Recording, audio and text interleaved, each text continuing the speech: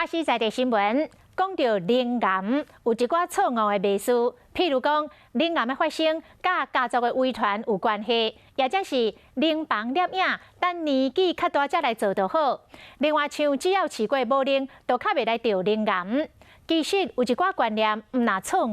那是误信，阁会去牵着治疗，危害性命。今仔日的拍假特工队。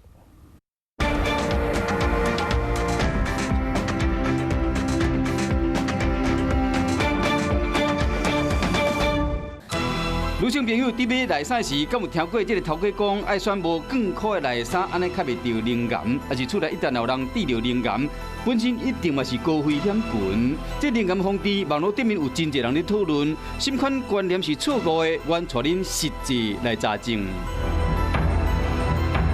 80%跟90%的乳癌的妇女，其实她在发现诊断的时候，她是没有家族史的，所以并不是因为家里没有乳癌的家族史，自己就不会得乳癌。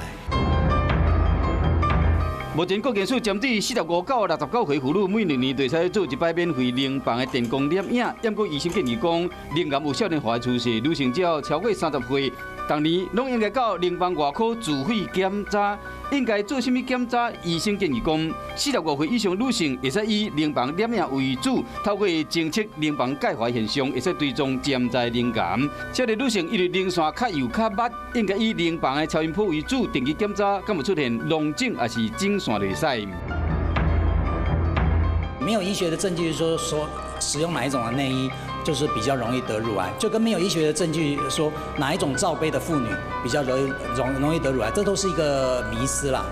适龄超过1年的妇女去得着灵癌的几率，虽然比正式讲会下降20%，不过有嘛有风险。逐个月生理期结束，嘛是按时望看卖，敢有消袂掉的泪。螺旋滑动前进，按压。